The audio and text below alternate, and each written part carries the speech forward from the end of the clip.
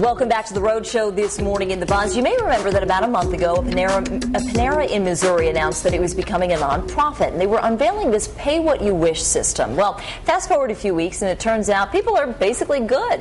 Panera's chairman admits he had no idea if this experiment would work, but he says it's performing better than we might have even hoped. Now, here's how it works. Cashiers tell customers their order's suggested price based on the menu, and about 60 to 70% of people pay in full. About 15% leave a little more, and another 15% pay less or nothing at all.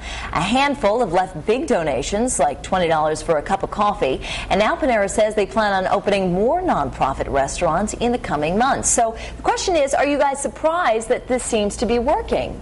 A little, but I'll tell you what, it's got to make you happy that you know that, 70% of the people are leaving at least a suggested, if not more. That makes you feel good that there are still good people in the world. Way to go. Yeah, you know what? It's great to see that people still will give back and just let their conscience rule. I wonder, though, if it would do better in some parts of the country compared to others, like the Midwest versus the Northeast. Yeah. You know? I would have to believe, in the Midwest, I think that there is a sense of community that you don't get in other areas of the country. But I'm not entirely surprised that in Missouri it worked, but I do know that there are places where this hasn't worked, where people have set up, pay-as-you-wish, massage therapist or pay-as-you-wish yoga classes and that sort of thing. And sometimes it works and other times it doesn't.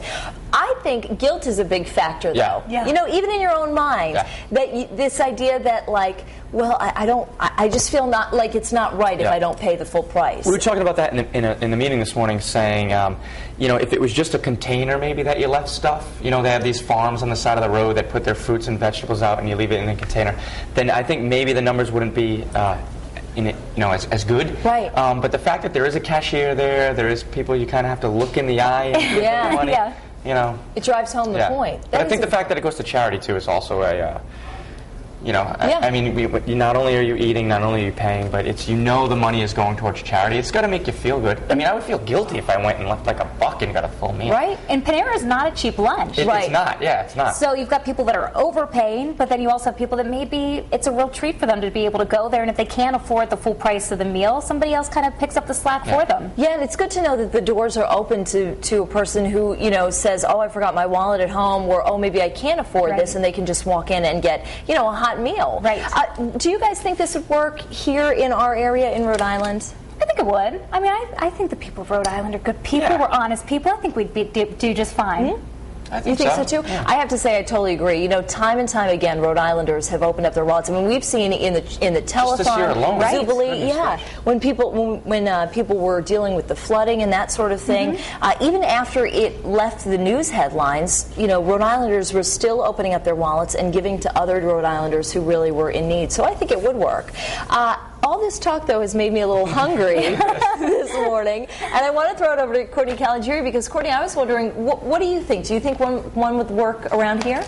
I think so, because I was mentioning in the meeting earlier, museums operate like this on a donation basis. They have this suggested retail, and they've been around forever. So I don't see if it works in another part of the country, why wouldn't it work here? So hopefully one of those Paneras comes our way in the Northeast over here. But folks on the live blog agree. They think it's great to hear what a success it is. So we'll read some comments from the blog on foxprovidence.com. And Joseph Butera says, I think that this program's success is great. I am very surprised to see Panera's nonprofit restaurant actually work, but I am glad that it did.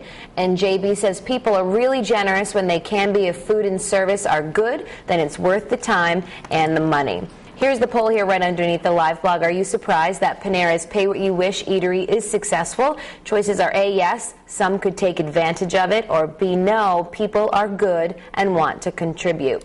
We have quite a few comments on our Facebook page on this Monday morning. Folks have been weighing in over the past hour. And Pamela Burkett says, I'm not surprised. I think most people are honest. Those that have the money to pay fair value will. I really think it's awesome for Panera to do this. And Lori Ruizo says, I think it's crazy to do something like that. Most people want something for nothing, and the majority are not honest. So you can weigh in a number of ways this morning. We'll see what you all said in our final results, which will be in the poll. About 30 minutes we'll do that. But for now, talking about food, we're going to head into the kitchen with Lily.